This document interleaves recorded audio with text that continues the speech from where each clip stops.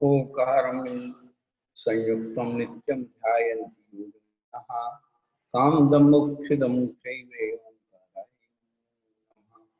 देवादिदेव गजारा श्री आदिनाथ भगवान की जय। देवादिदेव महावीर भगवान की जय। ओमटेश्वर बाबू भगवान की जय। कल्पवती भगवान की जय। जन्मोद्भव रासायन वही जन्मानी माता की जय। कुमकुम आचार्य भगवान की जय। सदी के आचार्य चक्रवर्ती आचार्य सागर भगवान की जय। अतिथि पट्टाधीश आचार्य श्रोमणी गुरुवर श्री धर्म सागर जी महाराज की जय। शिक्षा ज्ञान श्रोमणी आचार्य सागर जी महाराज की जय।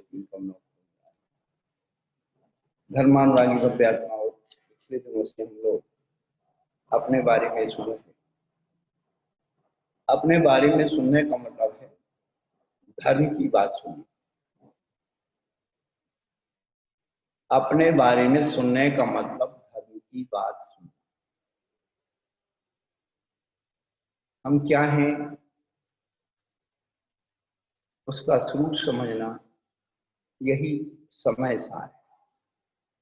अहमिको खडु शुद्धो दंसन नान मय्यु सदा रूपी नवि अथ मज्ज किंचवि अन्नम परमाणु नित्यम। हम जो भगवान आत्मा हैं, ज्ञान दर्शन लक्षण वाले, अहमिको खलु शुद्धो दंसन नान मय्यु सदा रूपी नवि अथ मज्ज किंचवि अन्नम परमाणु नित्यम। इसके अलावा मेरा परमाणु मात्र भी नहीं। वास्तव में वही धर्म है, वही अनुभव है, वही शुद्ध समय सार है। लेकिन हम लोग परद्रव्यों से प्रभावित होकर के अपनी चेतना को बहिरात्मा बनाए। अनादिकाल से हम लोग धर्मों में पैदा होते हैं। संसार में नाम मात्र के धर्म होंगे, उन धर्मों में पैदा होते। ऐसे एक जैन धर्म में पैदा हो। लेकिन आचार्य भगवान कहते हैं कि धर्मों में पैदा होना बहुत सरल है, लेकिन अपने अंदर धर्म पैदा करना बहुत कठिन। अब हम धर्म में पैदा तो हो गए, लेकिन अपने अंदर धर्म पैदा कब करेंगे, ये तत्वार्थ सूत्र अपने अंदर धर्म पैदा करने की विधि बता। 7वां अध्याय 6वें अध्याय से जुड़ा हुआ है। आश्रव की प्रेरणा चल रही है। हमारा शरीर, वचन और मन, इनके द्वारा क्रिया का संबंध होता है, उसे आश्रव कहते हैं। और शुभ से पुण्य का और अशुभ से पाप का आश्रव। तो शुभ से पुण्य का आश्रव कैसे होता है, ये विधि 7वें अध्याय में बताई।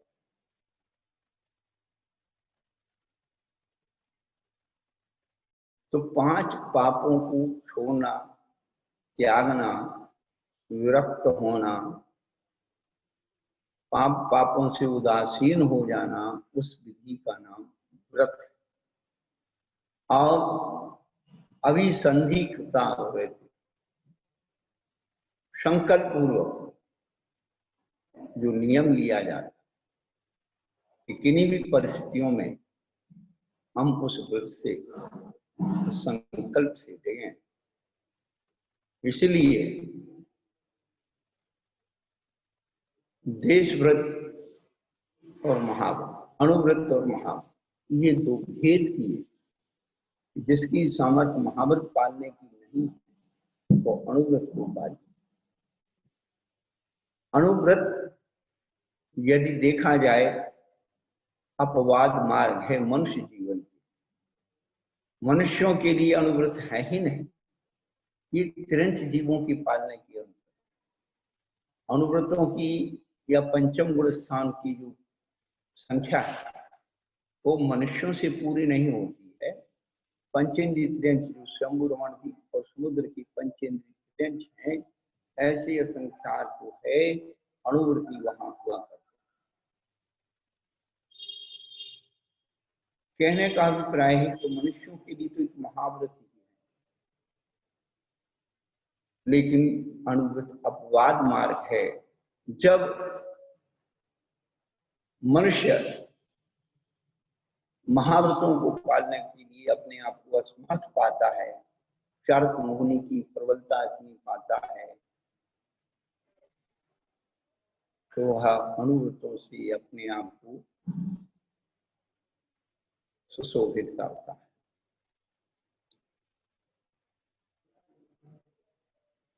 लेकिन उन व्रतों को कैसे पाला जाए, बिना भावनाओं के व्रत की गिनती उसी प्रकार है जैसे बिना दूध की गायों की गिनती करना।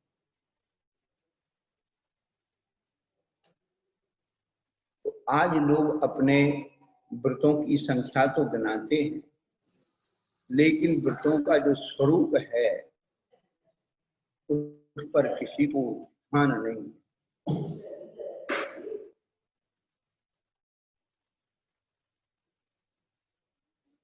तो जो व्रत का स्वरूप है, अहिंसा व्रत की 5 भावनाएं, वांग मनोबुद्धि क्रिया ज्ञान क्षेपण इनको बार बार प्रतिदिन चिंतन करो। अशुभ ना बोले, अशुभ ना सोचे, 4 हाथ जमीन लेके चले और वस्तु को रखने उठाने की प्रक्रिया और आलू की पान हो जाए, चाहे सदग्रस्त हो श्रावक या साधक। इन 5 बातों का ध्यान अनुवृत्ति और महावृत्ति दोनों को ध्यान में रखना है। सत्यव्रत की 5 भावना में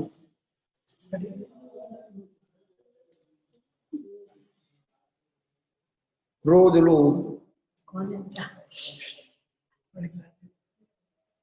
लोभ भय और हंसी, इन 4 बातों का त्याग करें।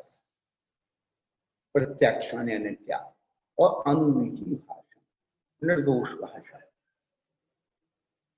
वहां वचन मुक्ति कर दी, मन मुक्ति कर दी, लेकिन यहाँ बोलने में भी अनुमीठी भाषा, 4 अनुयोगों की विवक्षा से हमें वस्तु स्वरूप का प्रतिपादन करना चाहिए। स्वरूप भेद और स्वामी भेद की अपेक्षा कथन करना चाहिए, लेकिन हम लोग स्वरूप कुछ बताते हैं, स्वामी कुछ बताते हैं, स्वामी कुछ बताते हैं, कुछ बताते हैं, इसलिए भटकने का दूसरा कोई कारण ये नहीं।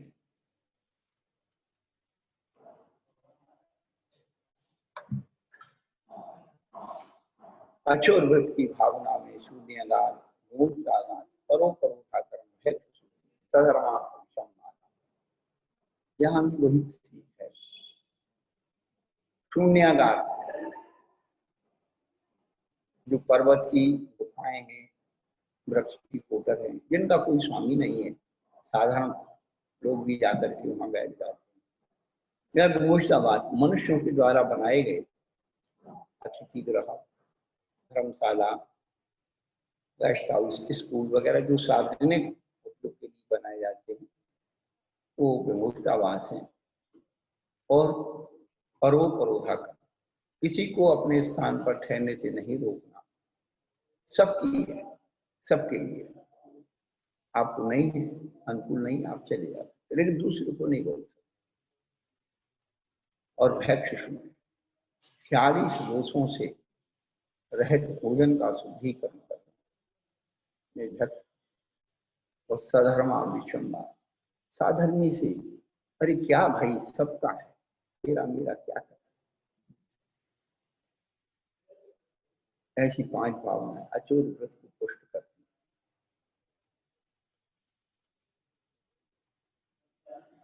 ब्रह्मचर्य व्रत की 5 भावनाओं में स्त्री राग कथा श्रवण, तन मन पूर्वतानुस्मरण, विशेष प्रश्वास संस्कार। हम रात दिन क्या देख रहे हैं? वही अनादिकाल से देखा हुआ रूप, सब उसी भोग और भोजन के पीछे दौड़ रहे। अरे भाई, यही तो साधना है, वो कुछ तो है नहीं। मनुष्य जीवन की साधना केवल इतनी सी है, भोग और भोजन की मर्यादा, रोटी और बेटी की शुद्धि करना, और कुछ धर्म कहता ही नहीं है। और इसी की पालने के लिए सारे नियम कानून, मनोज्ञा मनोज्ञेन्द्रिय विषय राग स्पर्धना। देखिए आप, अपरिग्रह वर्ष की 5 भावनाएं, परिग्रह किनसे बनता है? जब हम 5 इंद्रियों के विषयों में आसक्त होते हैं। ये भी जोड़ लो, ये भी जोड़ लो, ये भी कर लो, वो भी कर लो। सर्दी आई और देखो अंदर बनियान, फिर उसके ऊपर एक बनियान, फिर एक कोट, ये वो, फिर एक ऊपर साथ, फिर मफलर, फिर एक, तमाम चलता जाता। यही तो एक दूसरे को जोड़ रहा। ये मैचिंग ने परिग्रह बढ़ा दिया, ये खान पान ने परिग्रह बढ़ा दिया। कितना पहले भी था, लेकिन इस तरह से नहीं। पहले साधारण सा जो बन गया, सब उसमें राजी हो गए। आज तो स्वरुचि भोज कहते, स्वरुचि भोज। अच्छा, अपने मन का खा लो भैया। पहले तो बना दिया तो सबके लिए एक साहब भैया, वो तो ठीक है। ये पंच इंद्रियों की अनुकूल विषय में राग करना और थोड़े से प्रतिकूल हो तो द्वेष करना, यही परिग्रह की भावना।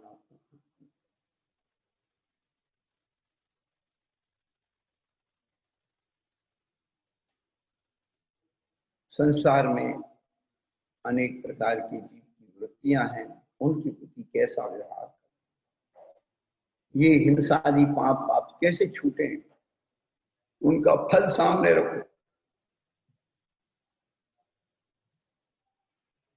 तो जब पाप करते हैं तो लोग में अपवाद अवर्णवाद होते हैं और दुर्गति का द्वार खुल जाता है। इस लोक में हमारी प्रतिष्ठा मान सम्मान गिर जाता है, पर लोग भी बिगड़ जाते हैं। और लोग कहते हैं कि पापी सुखी और धर्मात्मा दुखी। मत समझना, दुख में हुआ।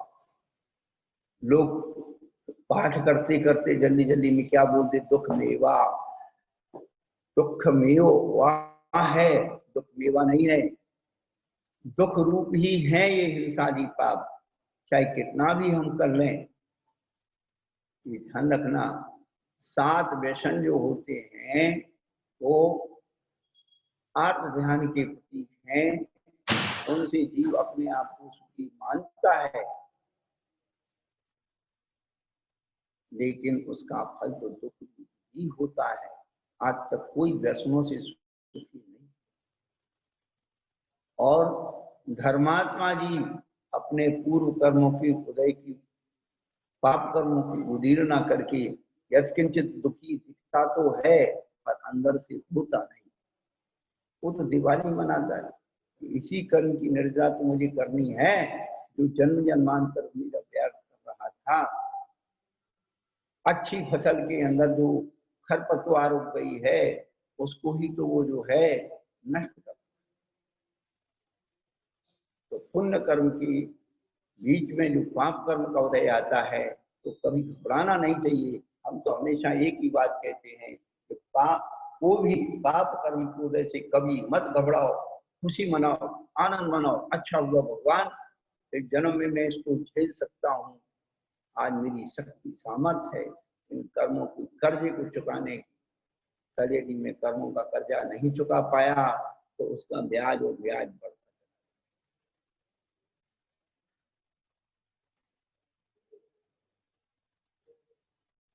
नीतिकार कहते हैं ऋण कर्ता पिता शत्रु। कौन शत्रु है? पिता यदि कर्ज करके मर जाता है या कर्ज करके संतान को पाता है, वो शत्रु के समान। माता चे व्यभिचारिणी, और माता खुशी सेवन करती है, वो शत्रु के समान है। ऋण कर्ता पिता शत्रु, माता चे व्यभिचारिणी, रूपवती भार्या शत्रु। आदमी से ज्यादा सुंदर औरत होती है, कभी ना कभी वह शत्रुता का ऐसा पाठ पढ़ा देती है। और आए दिन यही पुत्र शत्रु पंडित, मूर्ख पुत्र शत्रु के समान हुआ कर। तो अपने शत्रु हम स्वयं बन रहे हैं भाई, दूसरा कोई नहीं है। कर्मों का कर्जा लेते जा रहे हैं, लेते जा रहे हैं, लेते जा रहे हैं, आनंद मनाते जा रहे हैं, कर्म चुकाने, कर्जा चुकाने। सीधा गढ़ जिंदगी का है, अर्थशास्त्र का नियम। कर्जा चुकाने के लिए जो कर्जा लेगा उसका कर्जा कभी नहीं चुका।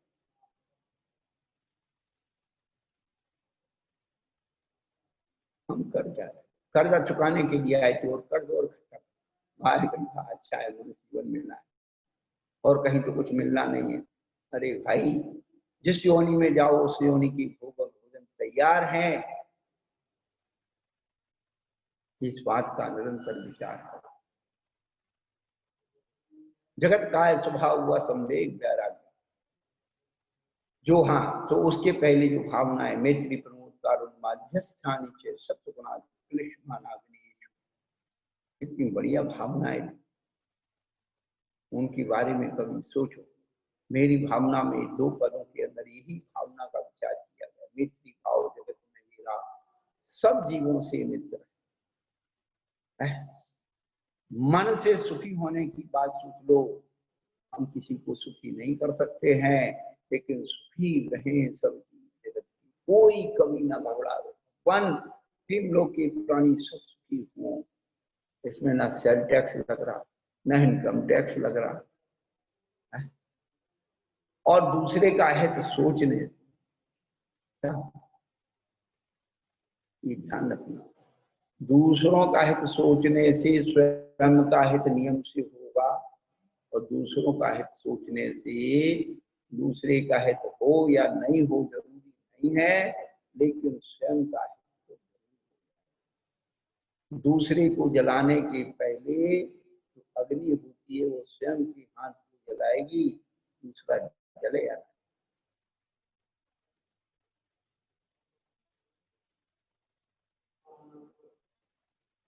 सभी प्राणियों के प्रति मैत्री भाव रखी, एक इंद्री से पंच इंद्री तक वो भाव पैदा करिए।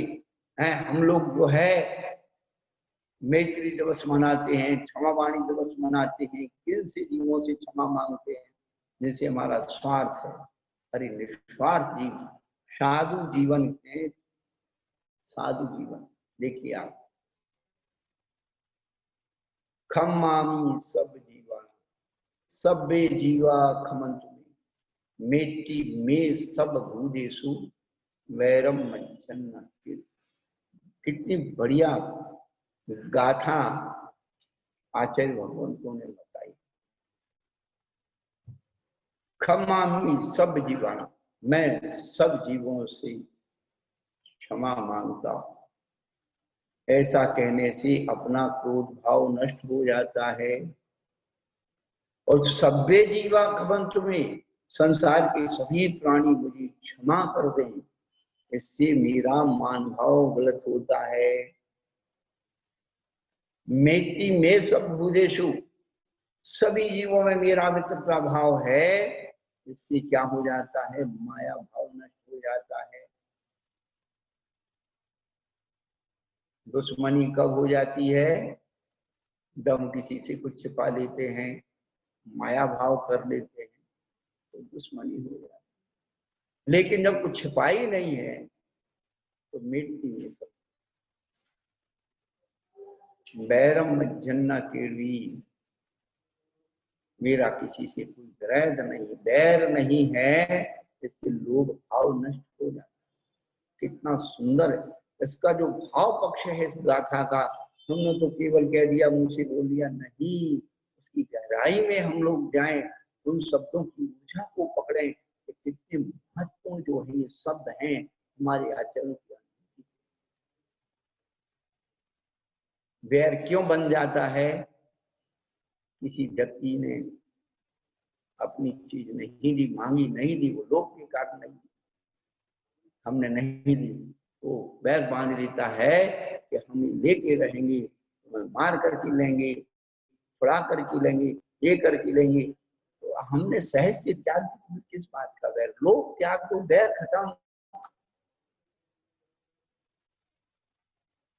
ले भैया, देखिए आप, रामचंद्र जी ने भरत जी को तुरंत राज दे दिया, एक क्षण का लोभ नहीं किया, गांव का लोभ, शहर का कभी ये नहीं कहा कि हमको ये जो है मकान दे देना, महल दे देना, बाकी तुम राज नहीं भैया, मेरे रहते तुम राज नहीं करोगे, अपने आप जन्म चले,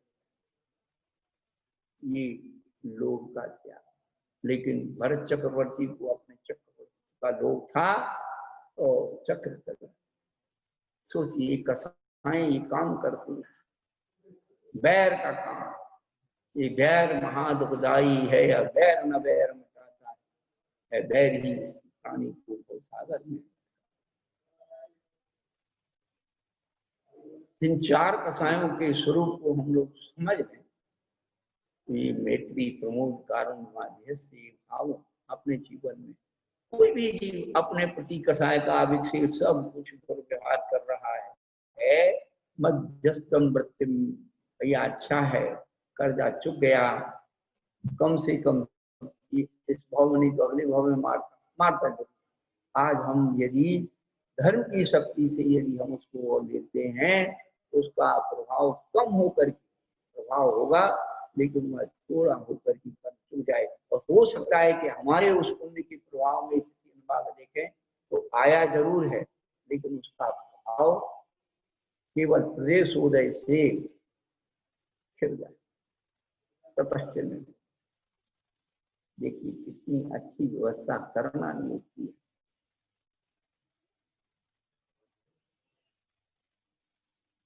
जगत का स्वभाव हुआ सब एक वैराग्य, संसार का और शरीर का स्वभाव चिंतन करने से संदेह वैराग्य उत्पन्न होता है। 5 पापों के स्वरूप क्या है उन्होंने सूत्रों के द्वारा बार बार आपको बताया। परमत योगान प्राण विकलोपनम हिंसा, परमात्म के योग से प्राणों का वियोग होना, अकेले प्राणों का वियोग होना हिंसा नहीं है। प्राणी तो जो जन्मा है वो मरेगा, किसी भी निमित्त से मरेगा, ध्यान रखना। लेकिन जिसमें प्रमाद है वह भाव हिंसा है, उसमें स्वयं की हिंसा होती है, दूसरा जीव मरो या मत मरो। लेकिन अपरमत दशा में यदि कोई जीव आराधना को प्राप्त हो भी जाता है तो आचार्य ने उसको हिंसा नहीं कहा। क्यों? कि हमारे उस जीव के प्रति कोई प्रतिशोध की भावना नहीं है, कोई बदले की भावना नहीं है, सताने की भावना नहीं है, और वो जीव अपने आयु कर्म से योग को प्राप्त। लेकिन प्रमाद से स्वयं की सोह परिणाम होती है, कुछ देश मनाग्रा।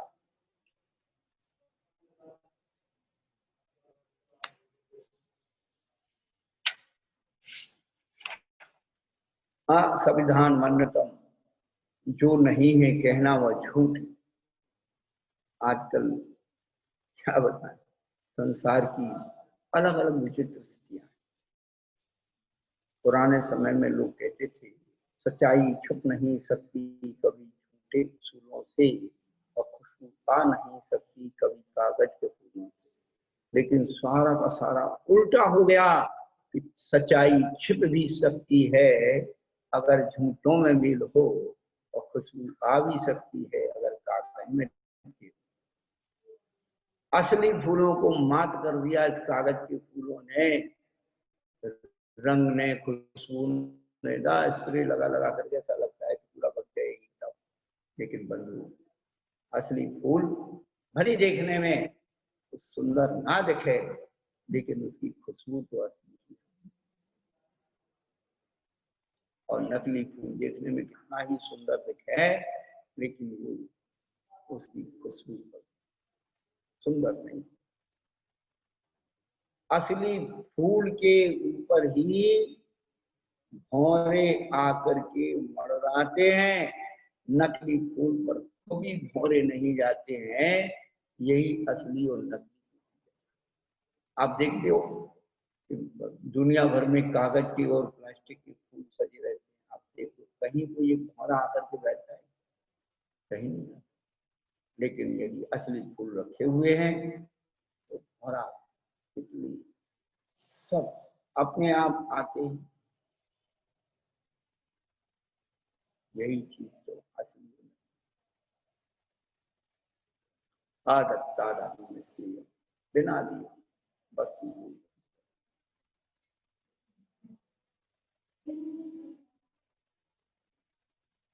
मैथुन ब्रह्म, मिथुन के भाव को मैथुन कहते हैं। क्रियात्मक जो अंदर पैदा हो गया, वो बाहर राग भाव से भोगने की इच्छा से किसी भी चीज का स्पर्शन करना, तो सब अब ब्रह्म है।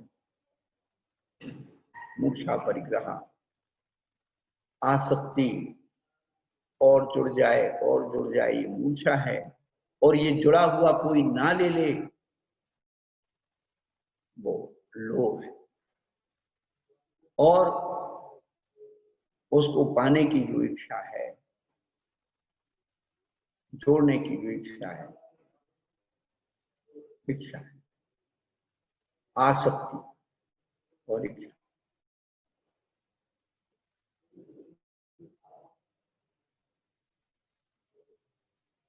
प्रारंभ में उन्होंने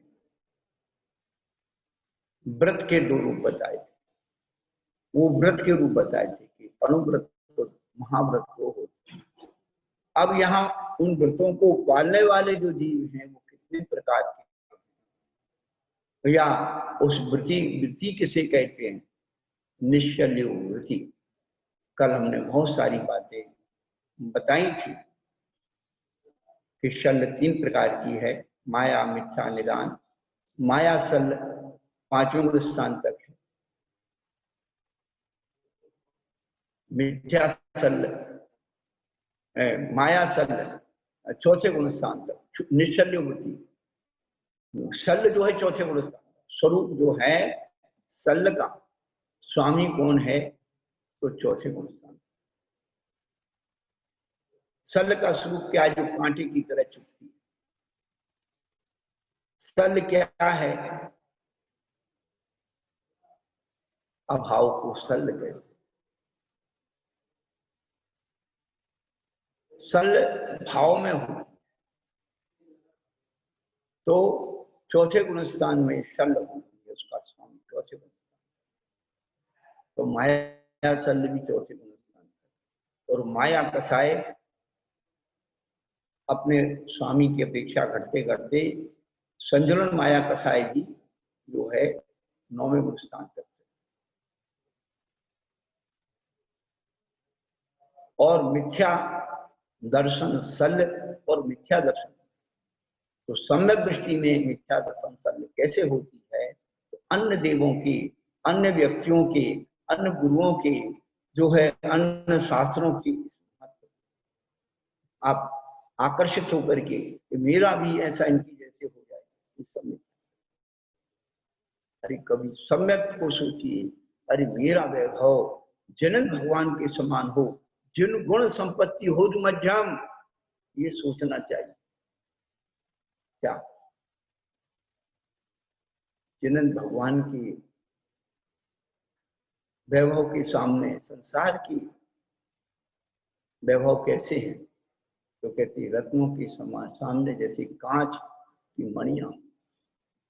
हम प्राप्त करना क्या चाहते? जन्म भगवान का। इसलिए अन्य मिथ्या दृष्टियों के वैभव को, नाम को, ख्याति को, पूजा को, भक्तों को समृद्धि को देख करके कल्पना नहीं करना चाहिए मेरा भी उनके जैसा हो जाए। अरे नहीं भैया, मैं तो जिन्हें ये सम्यक दृष्टि। इसलिए मिथ्या दर्शन सर्व चौथे उसके परिणाम नीचे की तरफ तभी ना गिरता है।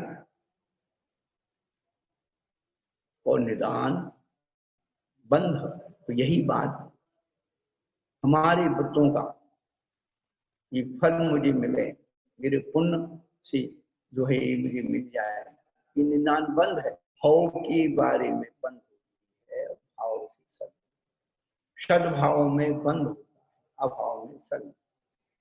ये इसके स्वरूप को हमें समझ।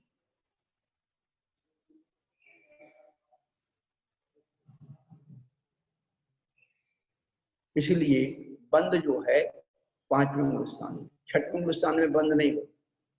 इसलिए आत्म ध्यान के स्वामी जो है पांचवें मूल स्थान तक बताए, चौथे पाए। बहुत सूक्ष्म विज्ञान जैन दर्शन के व्रतों से जो आपने पुण्य बंद किया है, उस व्रतों के द्वारा पुण्य से हम संसार के तुच्छ भोगों की कामना ना करें, यही अपनी निश्चल्य वृत्ति का रूप है। और व्रतों के पालन करने के बाद सलेखना में अतिचार आया, निदान बंद, तो वो यही आया निदान बंद, वहां इसलिए आया, अभी आने वाला है। लेकिन जो है निदान बंद कहाँ होता है, तो वृत्ति जो है निदान बंद नहीं करता है और कथनचित उसका वो अतिचार आ जाता है निदान बंद कर।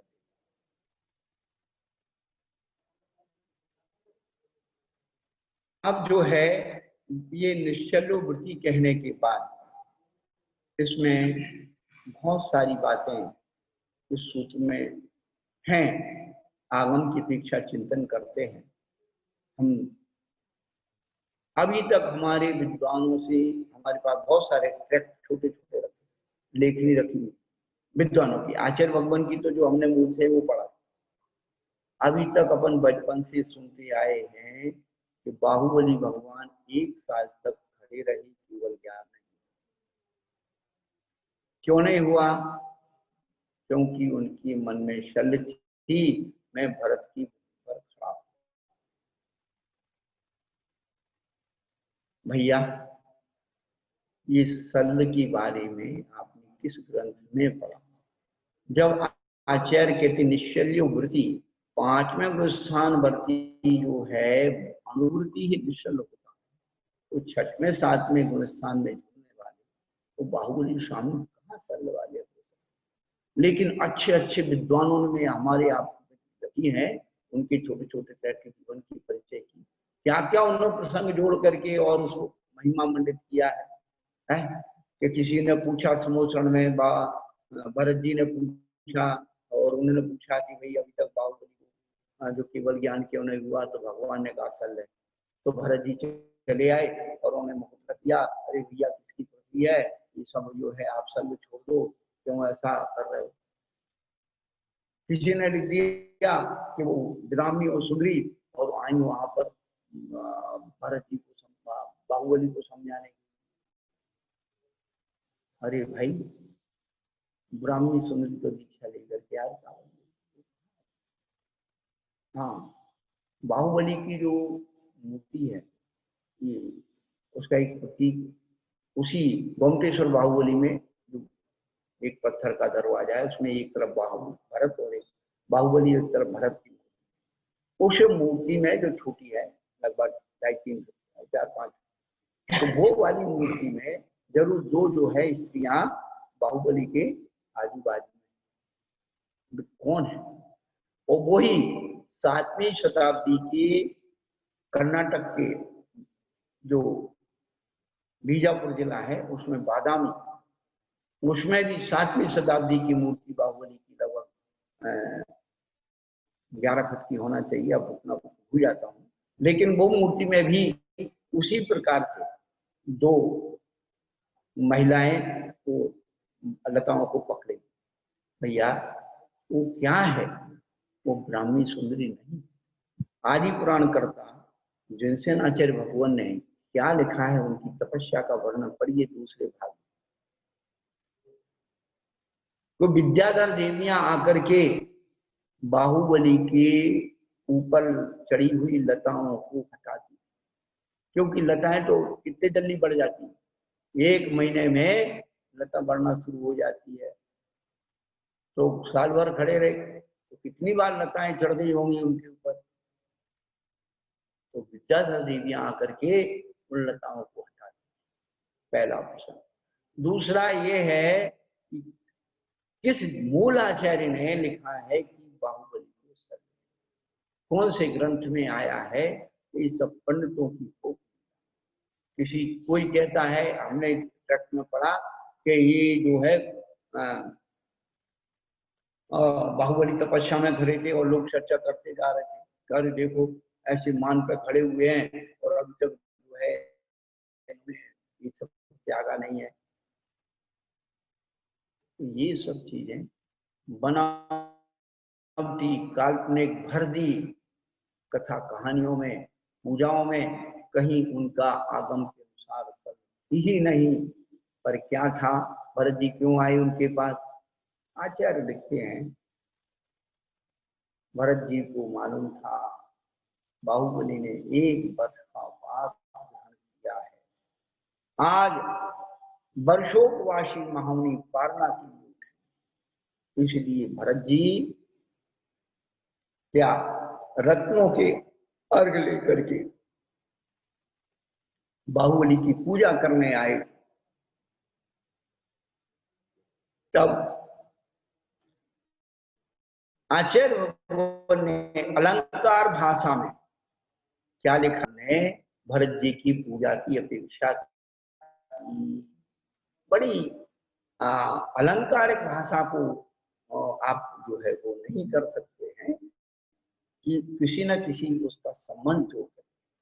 कभी कभी ऐसे व्यवहार जीवन में होता है, कोई व्यक्ति मरणासन होता है, मरता नहीं, उसके बच्चे बच्चे कहीं बाहर, और उसके आते ही उसके प्राण निकल जाते हैं। सभी लोग कहते हैं भैया इसके प्राण तो उसमें अटके।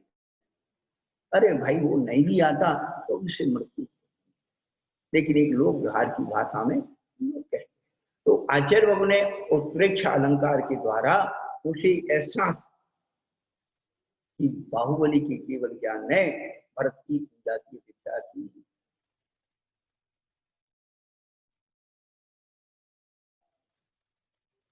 सल नहीं, जिनसे आचार्य भगवान बाहुबली इतनी सी बात, जैसे कभी कभी ये होता है कि भाई हमारे द्वारा इनको दुख हुआ, जैसे अभी मांग लें सब जीवों से क्षमा मांग, तो भरत मेरे द्वारा संकलेश को प्राप्त हुआ, ये विचार विचार सल नहीं, इतना हो जिनसे आचार्य भगवान, तो ये सल नहीं कहता। तो भरत जी तो बाहुबली के महामुनि वर्षोपासी मुनि की पूजन करने के लिए आए, तो केवल उनको सल नहीं थी ना। भरत जी ने आके कहा कि भैया किसकी भूमि है, सल छोड़ो, फलाना छोड़ो, कहीं नहीं लिखा। उसी प्रकार से 5 पांडवों के बारे में लोग भ्रांतियां करते हैं। आप पूरा पांडव पुराण, हरिवंश पुराण उठा करके पढ़ के तो देखो, है ही नहीं फुर्सत आपको। इधर उधर की पंडितों की, इधर उधर की ऐसे ही लोगों की किताबें छोटी छोटी पढ़ ली और आप कहने लगे ज्ञानी बन गए, हो गए। कहीं भी नहीं लिखा। पांडव पुराण में सुखचंद्राचार्य ने उसे लिखा है, उसमें आप पढ़ लीजिए। तो फिर क्यों गए 3 पांडव? मोक्ष गए, 2 सर्वार्थ सिद्धि गए। अरे भाई ठंडे दिमाग से विचार करो, सर्वार्थ सिद्धि कौन जाता है? सल वाला सर्वार्थ सिद्धि जाएगा है? वहां कोई कष्टाई नहीं है। 11वें वो स्थान है, तो आप उसे युक्ति के द्वारा समझिए कि 3 भाइयों ने जो मोक्ष गए हैं, उन्होंने छपक श्रेणी का आरोहण किया और 10वें से सीधी 12वें स्थान में जाकर केवल ज्ञान प्राप्त। और इन जीवों का जो नकुल सहदेव थे, इन जीवों ने उपसम श्रेणी का आरोहण किया और उत्तम श्रेणी के 11वें गुण स्थान में मरने वाले जीव ही नियम से सर्वार्थ।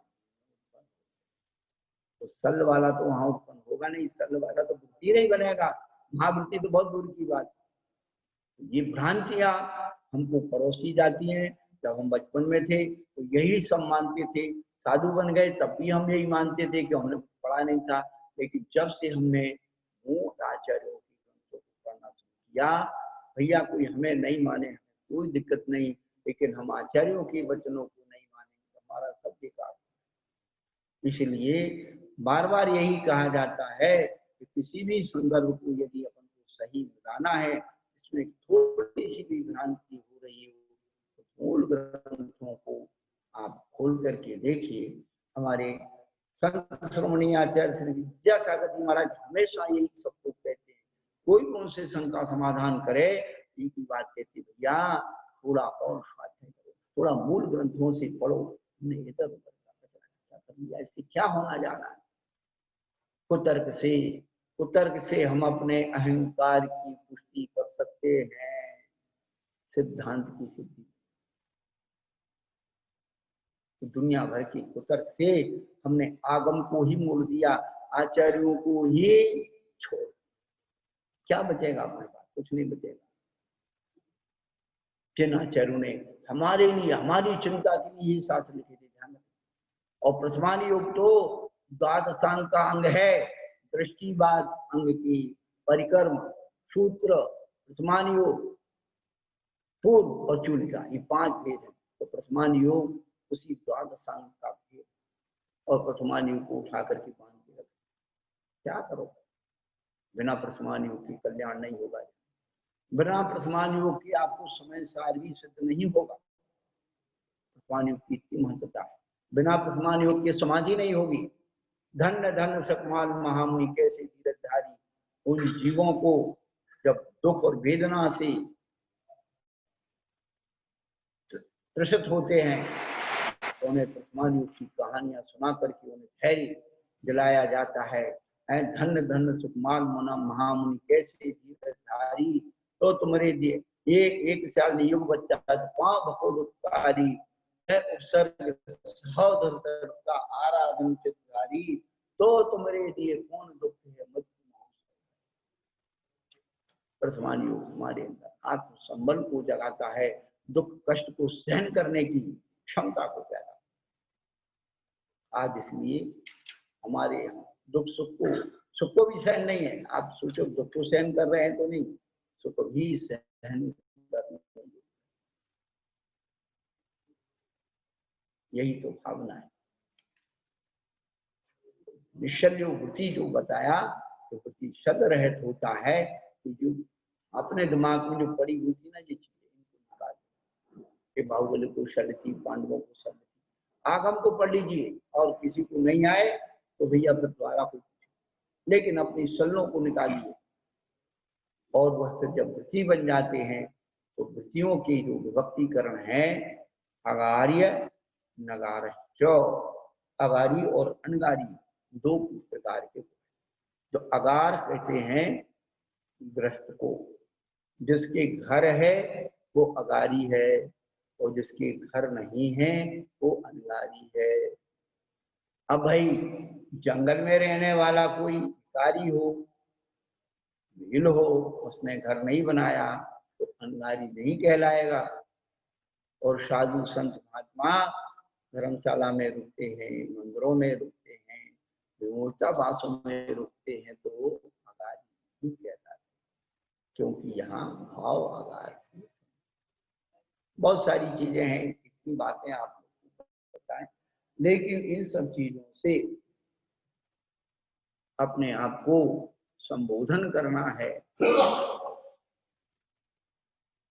अगारी नगारस्य, अगारी और अनगारी ये 2 भेद उन वृत्तियों के हैं। अब उसमें अनुवृत्तोकारी, जो अनुवृत्ति है, 5 अनुवृत्तों को ग्रहण कर लेता है, उसे अगारी कहते हैं, सदग्रस्त कहते हैं। और क्या है उसकी कहानी, केवल इतनी सी तो है कि 4 संज्ञाओं के संस्कार से जो ग्रसित है वो सब ग्रस्त। ग्रस्त किसे कहते हैं? तो 4 संज्ञाओं के संस्कारों से ग्रसित रहते हैं। क्या खाना, पहनना, पीना, ओढ़ना, बोलना, सब उसी के पीछे दौड़ रहे हैं, वो सब ग्रस्त। लेकिन 4 संज्ञाओं की सामग्री को जो सीमित कर लेते हैं, मर्यादित कर लेते हैं, वो श्रावक हो जाते। करना ही कुछ नहीं है वृत्ति बनने के लिए। संज्ञाओं की सामग्री को सीमित कर लो, उनके पीछे, सामग्री के पीछे भाग दौड़ लगी, उसे बंद कर लो, तो भैया श्रावक। और साधु 4 संज्ञाओं के संस्कार को तोड़ने का जो संकल्प ले लेता है, साधु। कितना सरलतम जो है फीलिंग है, अनुभव है, करना ही कुछ नहीं। तो अणुव्रतों का जो अणुवृत्ति है उसे अगारी कहते हैं।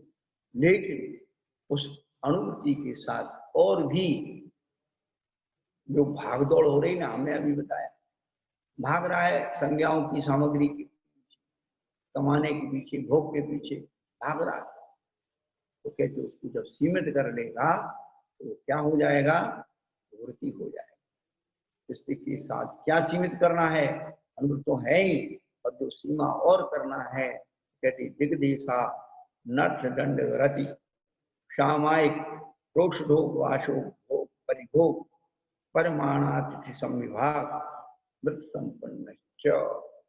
इन 5 अनुव्रतों के अलावा दिग्व्रत, देशव्रत, अनर्थ दंड व्रत, विरत यानी क्या, तो 10 दिशाओं की मर्यादा करके बाकी का त्याग कर देना, जीवन पर्यंत की त्याग कर देना देवव्रत। और उसके बाद प्रतिदिन रोज रोज तो कहीं जाना नहीं है, तो उसमें भी मर्यादा करने, ताहू में ग्रह ग्राम कदी ग्रह बाग बाजारा 10 दिशाओं में भी जीवन पर्यंत त्याग कर दिया, लेकिन प्रतिदिन में भी आज इस गांव के बाहर नहीं जाएंगे, इस मोहल्ले के बाहर नहीं जाएंगे, इस गली के बाहर नहीं जाएंगे, ऐसी मर्यादाएं करने अणुव्रत। और अनर्थ दंड कर, आप गए नहीं लेकिन घर में बैठे हुए अनर्थ के काम कर रहे, निष्प्रयोजन त्याग कर दिया, बाहर का दिग्व्रत कर दिया, देशव्रत कर दिया, लेकिन घर में बैठ करके दुनिया का आरंभ सारंभ कर रहे, तो कहती इसका भी क्या। तो जब आरंभ सारंभ नहीं करें तो क्या करें? तो उनका सामायिक। अरे वाह, सामायिक करेंगे फिर खाने पीने का भी तो सामान जुटाना पड़ेगा, तो कहते भाई उसमें मर्यादा करो, फिर बात करो। और उस 2 बास व्रत में भी भोग भोग परिमाण व्रत, और अकेले नहीं खाना, भोजन बना के अतिथि सब में भाग रखा। कितनी दूरदर्शिता हमारे आचार्य। लेकिन मेरा पेट खाऊ मैं ना, अतिथि सब विभाग तो खत्म ही हो गया। साधुओं के लिए छोड़ दीजिए, आपके घर के लोगों के लिए खत्म हो गया। किस बात की होना है संसार की। पढ़ी लिखी बच्चियां घरों में आ गई, आपने पहले बच्चियों को खूब पढ़ा दिया, बेटा रसोई बनाने काम सब। वो माँ कहे भी तो कहती मुझे पढ़ना है, माँ भी सोचती पढ़ ले भाई, नहीं बना। संस्कार नहीं है। अब वो शादी होने के बाद क्या हो रहा है, आप सारे घर घर की कहानी है। अपने आदमी को भी भोजन बना के अहोभाव से नहीं खिलाना चाहती है, बच्चों को नहीं खिलाना चाहती है पिज्जा बर्गर चाउमाऊ और डबल रोटी, तो ये सब किसके प्रतीक हैं? ये सब इसी बात के प्रतीक हैं। भैया नहीं बनना है तो ये होटल चल गई, खाओ अब, ये फास्ट फूड चल गई, इनको खाओ कैसे भी हो, इसमें कोई धर्म कर्म का विचार नहीं है, मर्यादा का विचार नहीं है। लेकिन आप शुद्ध भोजन बनाओगे, अतिथि संविभाग व्रत, शुद्ध भोजन स्वयं करना, और अतिथि आ गया, उसे कराना अतिथि। अतिथि किसे कहते हैं? संयम का विनाश ना हो जो इस विधि से चलता है उसी अतिथि कहते हैं। ध्यान रखना, परिभाषा है पूज्यपाद स्वामी की। और मैत्रेयी संहिता में एक बहुत अच्छी बात लिखी,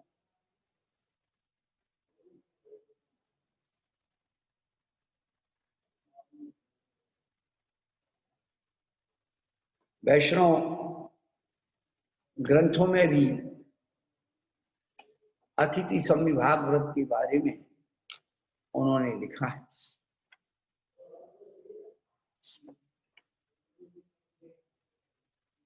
न असंतम आतिथ्याय आद्रियन्ते, जो संत नहीं है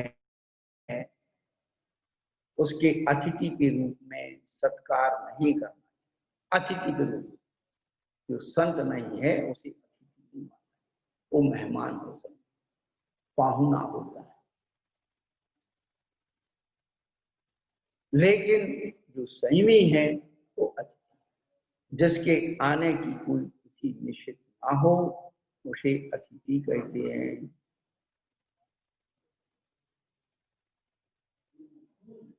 अपने भोजन में अतिथि का विभाग होना चाहिए। यदि आप आपके भोजन में अतिथि का विभाग नहीं है तो आप चोरी कर रहे हैं। आया था ना उसमें भक्त।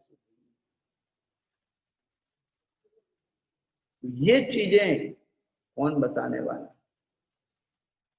अतिथि संविभाग ये व्रत के द्वारा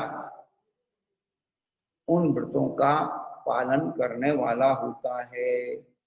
कौन? व्रती। ये 5 अनुव्रत, 3 गुण 4 शिक्षा व्रत, ये 12 व्रत हो जाते हैं। इनके अलावा भी अब व्रतों को पालने का महत्व और मकसद क्या है? तो ये कहते हैं भैया जो कमाओगे वही ले जाओगे। मानांत किम शल्लेख नाम जोशीता, वह व्रती मरण के अंत में प्रीति पूर्वक सल्लेखना का सेवन करने वाला होता है। यानी व्रतों को पालने का मकसद क्या है? सल्लेखना। तवयर्णम वैधर्णम संयम शरणम च जीव दया कर्णम अंते समाहि मरणम चौवे दुखम निवारे। चतुर्गति के दुखों से यदि छूटना चाहते हो तो क्या कहते हैं? तवयर्णम, तपश्चरण करो। वैधर्णम, तपश्चरण, बिना व्रतों की तपस्या तो सब लंघन जैसा है। व्रतों का पालन करो। वैधर्णम संयम शरण, व्रतों का पालन संयम पूर्वक करो। बिना संयम के व्रत बिना दूध की गाय के समान। संयम शरणम, और बिना जीव दया कर, बिना जीव दया के संयम भी कुछ महत्व नहीं रखता। तो जब तक अपने जीवन में 4 बातों का महत्व नहीं, अंत्य समाधि मरण, अंत में समाधि मरण नहीं होता। लोग देखते हैं अरे महाराज उनकी समाधि हो गई, आप भी हमारी अंत में समाधि करा देना। अंत में यानी सारी जिंदगी भर पाप करो, पैसे कमाओ, कमा कमा के बाल बच्चों को दो, मरने लगो, बीमार पड़ जाओ, महाराज इसमें सर लेके न दे है। तुमने धर्म के लिए क्या किया? जिंदगी भर पाप किया, उधर बच्चों को कमा कमा के दे दिया, और मरते समय महाराज के पास आ गए, महाराज सेवा कर दो, महाराज नमोकार सुना दो। अरे भाई ठीक है, कोई बुल्ले जीव के भाग में होता, वो भी बड़े जीव के भाग, लेकिन फिर भी पुरुषार्थ पूर्वक जो जीवन में हम कमाते हैं वो सलेखना है। और सलेखना किसे कहते हैं? लोगों ने पूरे जीवन भर इतनी बड़ी बड़ी व्याख्याएं की। अभी सन 15 में सलेखना के ऊपर बहुत बड़ा एक जो है आंदोलन हुआ, और लोगों ने बहुत बड़ी बड़ी व्याख्याएं की कि हमारे यहाँ में लिखा है, फलाना लिखा है, लिखा है, सब कह के करके और अपना आगम बता के। लेकिन वास्तव में लिखना क्या है? दर्शन, ज्ञान, चार तप, इन चार आराधनाओं के संस्कार को इस भाव से अग्नि भाव में ले जाने की विधि का नाम संलेखन। भगवती आराधना क्या कार कहते हैं? उज्जोवनम उज्जवनम निब्बणम सायनम चरणम दंसन नान चरतम तवान मारण। उज्जोवन उत्पन्न करना, उज्जवल प्रकाशित करना, फैलाना, निब्बहन उसे निर्वाह करना, उपसर्ग परिचय आ जाए उसे छोड़ना नहीं और किसी कारण से छूट जाए, साधनम पुनः साधन के द्वारा उसे उपार्जन करो। और निश्चरणम सम्यक दर्शनादि, सम्यक दर्शनादि भवांतर प्रापरमम निश्चरणम। ये भगवती आराधना की वियुदय का जो मंगलाचरण उसमें ये दिया है, सम्यक दर्शनादि भवांतर प्रापरमम निश्चरण, निश्चरण इस भाव से अग्नि भाव में दर्शन, ज्ञान, चार तप के संस्कार को ले जाने की विधि का नाम संलेखन है। बंधु, अपने जीवन को हम सबसे पहले व्रतों से संस्कार करें।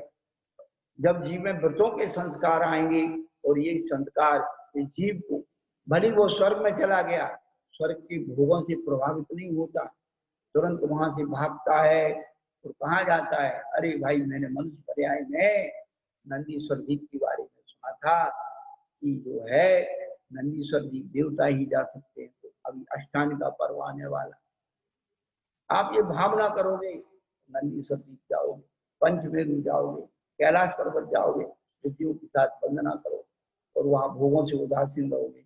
यहाँ आकर के मनुष्य बन करके, बुद्धि बन करके, महामूर्ति बन करके कल्याण की मार्ग पे लगोगे। इसलिए ये जो धर्म अपने अंदर धर्म पैदा करने की विधि ये जैन धर्म बतलाता है। हम लोग धर्मों में खूब पैदा हो गए और आगे भी होंगे, लेकिन अपने अंदर जिस धर्म पैदा हो जाएगा सुनिश्चित अपना मुक्त हो जाएगा।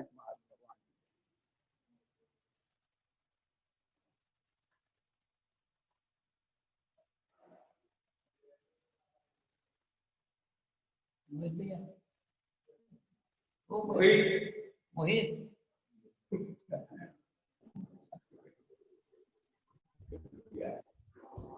नमस्ते महाराज जी। महाराज जी, मेरा ये प्रश्न है कि जब भगवान का दर्शन करते हुए या किसी अन्य के प्रति भी बुरा विचार या भावना अगर आ जाए तो उसमें भी गुण स्थान नीचे होता है क्या? देखो, गुणस्थान की बात, गुणस्थान एक साथ जल्दी नीचे नहीं होता। क्या गुणस्थान ऐसे झटझट ऊपर नीचे नहीं होता है, उसके भी जो है लेशा स्थान बनते हैं और लेशा स्थान में ही उसकी जब हो जाती है तो जो तीव्र और मंद जो भाव होते हैं उसमें नहीं होता है, जो मध्य वृत्ति के भाव होते हैं वही उनका जो है परिणमन होता है। तो गुणस्थान का बदलने का ये नहीं है, भावों का परिवर्तन। तो इसलिए छेदोप स्थापना नाम का चार्ट कहा कि जब परिणामों में द्रव्य से तो नहीं गिरा, लेकिन भावों से जब गिर जाता है तो छेद कहते हैं, और पुनः उसको उठा करके उसी में ले जाना, अपने स्वरूप में ले आना, उपस्थापना, छेद उपस्थापना नाम का गुणस्थान होता है। तो हर वक्त जो है ऐसा गुणस्थान नहीं गिरता है, तो उस कसाई के या कर्म के उदय से वो परिणाम आते हैं, लेकिन उन परिणामों के साथ हम आगे ना बहें, यही चीज जो है हमें सुरक्षित रखे। कर्म का उदय तो आएगा, कर्म हमें आवाज लगाएगा, लेकिन उस आवाज के साथ हम प्रवृत्ति ना करें तो हमें कर्म बंद नहीं हो। नमस्ते महाराज जी।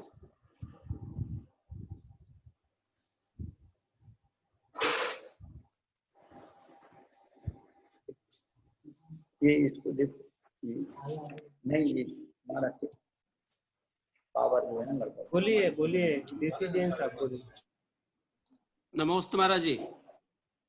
हाँ महाराज जी, आपने अभी एक ये श्लोक बोला था कि ऋणी पिता, व्यभिचारिणी माता और सुंदर भार्या और मूर्ख, इसकी व्याख्या जरा पुनः एक बार करें तो समझ में आएगा। ये सब शत्रु होते हैं, चार शत्रु होते हैं। व्यवहार के शत्रु पुराने नीतिकारों ने गिनाए। ऋणकर्ता पिता शत्रु। जो पिता है ऋण करके और बच्चों को छोड़ जाता है वो शत्रु के समान होता है। और माता जो है व्यभिचार सेवन करती है तो बच्चों के लिए सब पूरे परिवार के लिए आर्या शत्रु। आज आदमी से साधारण आदमी से ज्यादा सुंदर औरत हो जाए तो उससे वो कहीं आकर्षित होकर पुत्र जो है मूर्ख होता है वो शत्रु के समान होता है। एक नियम पालन करने के लिए, जैसे जाति भेद, जाति के हिसाब से, और किसी प्रकार से कोई मान लीजिए कि शादी विवाह इस प्रकार से हो जाता है और वो स्त्री उसको समझाना, मान लीजिए वो धर्म को नहीं मानती है तो उसको कैसे समझाए? देखो भैया, आज के जमाने में ये सब जो है वासना जब जी को सवार हो गई है तो जैसे रावण को कोई नहीं समझा पाया, उसके भाई उसकी पत्नी सबने उसका कहा कि भाई तुमने गलत किया, तो रावण अपनी जिद को नहीं छोड़ पाया। ये संसार के जीव वासना से होते हैं। नमस्ते महाराज।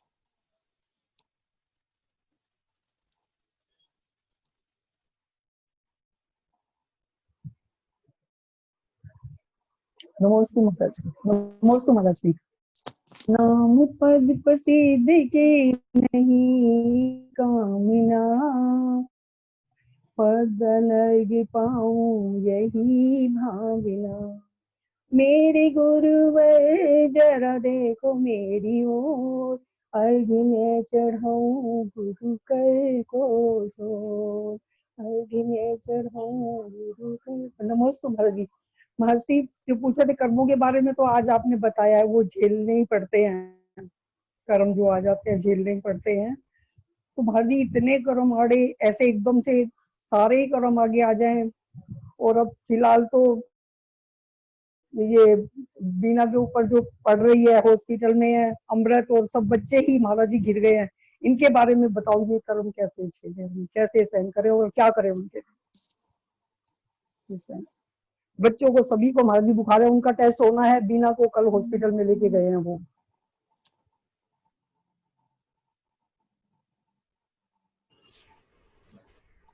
महाराज जी का माइक अनम्यूट है।